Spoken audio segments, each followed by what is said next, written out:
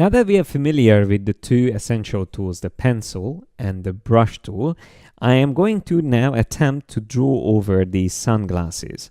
You have the same file, so you can practice with me, and make sure that you select the drawing layer when you do this, because that's the only available layer, the others are locked. We will learn later how to place in images into documents and paint over them or trace manually over them, but for now let's just stick to this example. I am going to use the paintbrush and set the stroke size to 0.25. That way I can draw much thinner lines. I will make sure that the keep selected and edit selected paths are both on. And I'm going to use intentionally a different color than the colors of the image in the background. So like this red one will work quite nicely. It will stand out. Now, where to start is completely up to you. I'm going to zoom closer so I can paint these lines nice and smoothly. And it's good to remember not to draw too close. So not to zoom too close, because that can also make it difficult to follow along the lines. You can see the way I draw is that I try to draw smaller sections, and whenever I feel like I need to improve some of my lines, I go back and redraw them. Like here as well, again, I'm not happy with that line, so I come back and redraw it. Don't waste too much time on sections like that. You can always come back later and refine it. So instead, I'm just going to carry on drawing further these parts. And all this is going to be one long section or one line. When I get here, I'm intentionally going to finish my line going up, and I will also do the same thing here at the other end. You will see why I'm doing this. This is just a personal preference, but you will see what's the advantage in this later. Again, I'm just going to try to refine that section there, but I can also hold down the Alt key and draw over that part, which will give me the smooth tool. Now for the next line, I am going to concentrate on the top part of this section. So I will start a new line, and you can see I started it from the outside, and I try to draw in a very dynamic line instead of drawing small sections, and I just redraw parts that I'm not happy with. That's quite nice line work. Now we will obviously have to draw the inside as well, so I'm just going to draw over these parts here. And once again, I try to be more dynamic and not worrying about small details, because we can always refine them later. That looks good. Now this one needs to go further up like that, and then come down, something like that. Let's continue drawing around. That's all right. Now we can also draw this line here in the background, so let me just start drawing it and then continue. This is going to give the depth for our shades. That's it. We go up and then finish our line there. Now again, we can refine it here if we want to. I can also use the smooth tool, and that will work. Okay, now we can draw the other line here. When a line is very straight, you can even cheat. Holding down the Shift key, you can draw a straight line, and then you can just move it into position and use the rotate option. Now there is the rotate tool. You can select that and click on the point which you want to maintain, and then the rest of this shape is going to rotate around that point. Now it's nicely placed there, and we can even duplicate this. Holding down the Alt key, we can copy paste it onto the other side, and even this bottom line here can be used.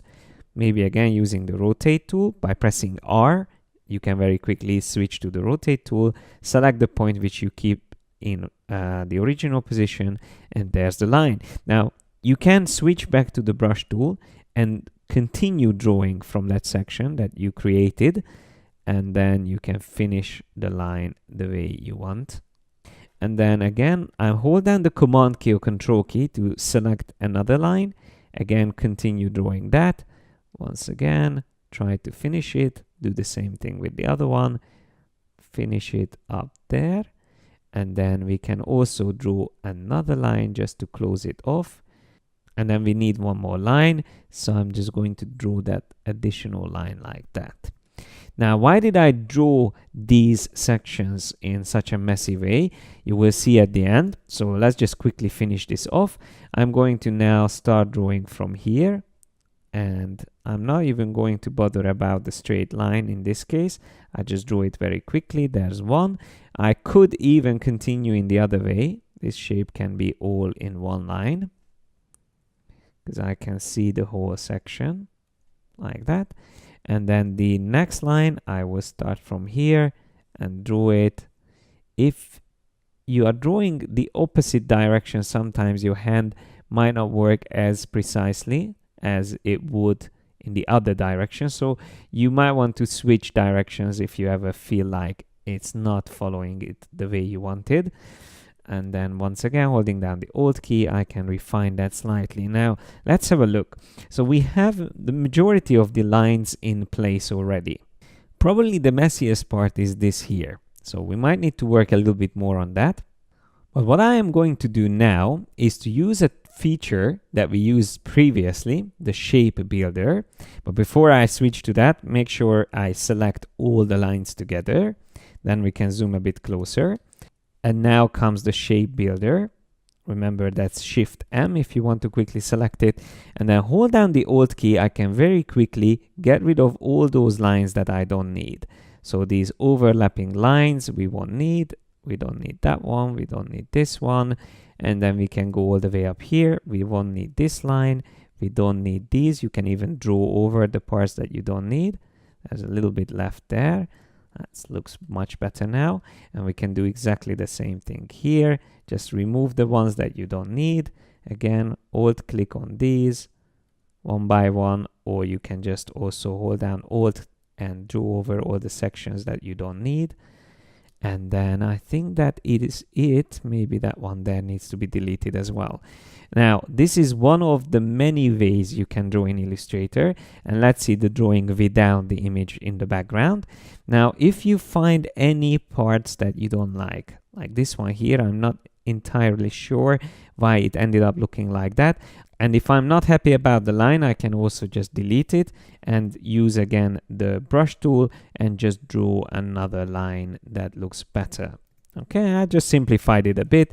That looks still fine. And the only thing missing is the three-dimensional aspect of the actual glass parts. So I'm going to use the brush tool again, and I will draw over these parts here now, just using my imagination. I don't even need the reference anymore, like that. And once again, to make sure that these lines all match up, I'm going to use the shape builder, select everything, hold down Alt, and just quickly get rid of those overlapping parts. I intentionally draw those overlapping elements so I can see that it's completely matching and all the lines are closed. Now still, of course, I can always select parts of it, and if I'm not happy how it looks, I can redraw it.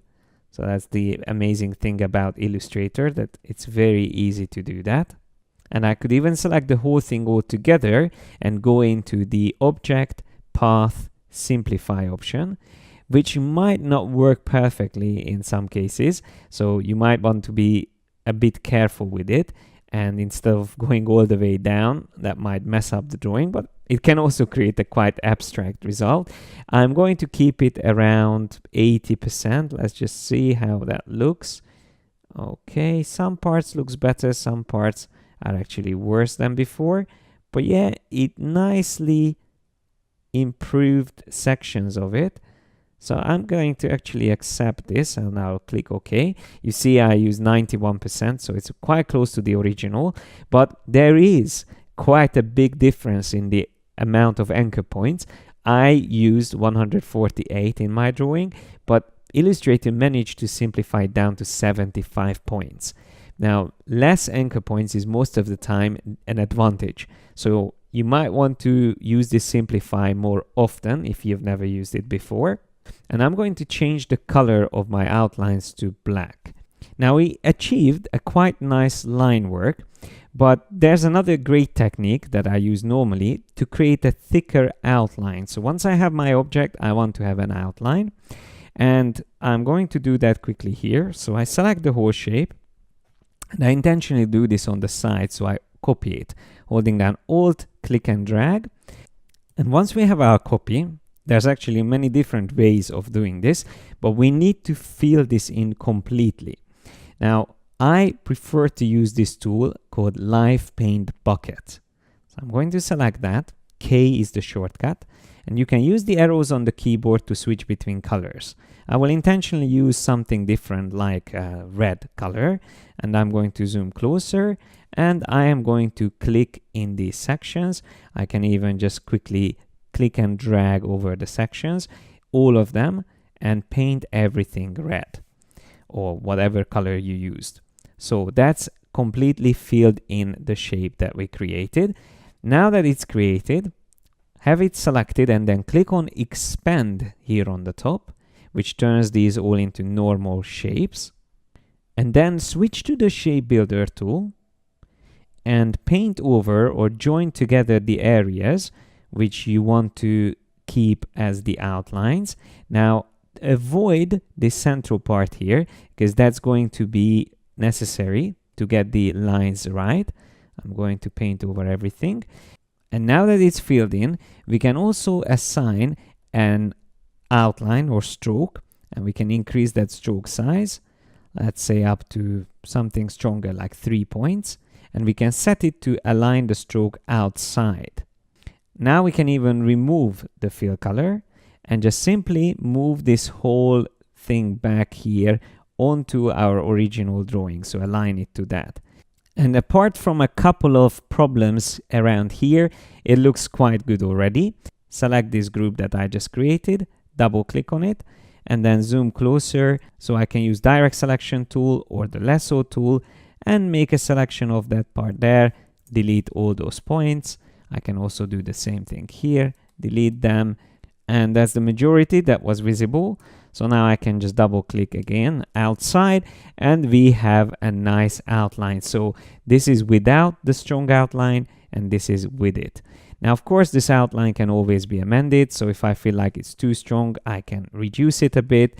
And then last but not least, we can draw a little bit of shading on the glasses or like a reflection by using again the brush tool. But for this, make sure you double click on it and turn off the keep selected and edit selected paths. Otherwise, it's going to redraw the lines when you draw them too close to each other. So I can start drawing the lines, and it's like a bit of a shading that we add on this section here. You can always have the lines a little bit closer.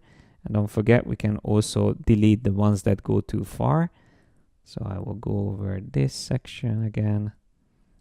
All I'm just trying to do is to keep the lines diagonal going the same direction, like that. And as I said, if there's anything that went too far, we can select all these lines together and use the Shape Builder tool to remove the overhanging parts. And if I zoom out, you can see that the style is now very similar to the other illustrations. So don't forget to select the whole illustration, group it together, and then it will be easy to select it. So remember, press Command G or Control G to do that. Now I can also make it smaller or bigger. Just remember that for this you need the scale, strokes and effects option on. Otherwise the stroke size will be messed up if you don't use that. I'm just going to increase it up, maybe turn it around a bit, and there's the shades that we created. And it fits nicely in this collection, I think. At the end of this chapter, I'm going to give you more exercises where you can practice using the pencil and the brush tool and all these techniques that I went through in this video. But now it's time in the next video to look at some other special drawing tools.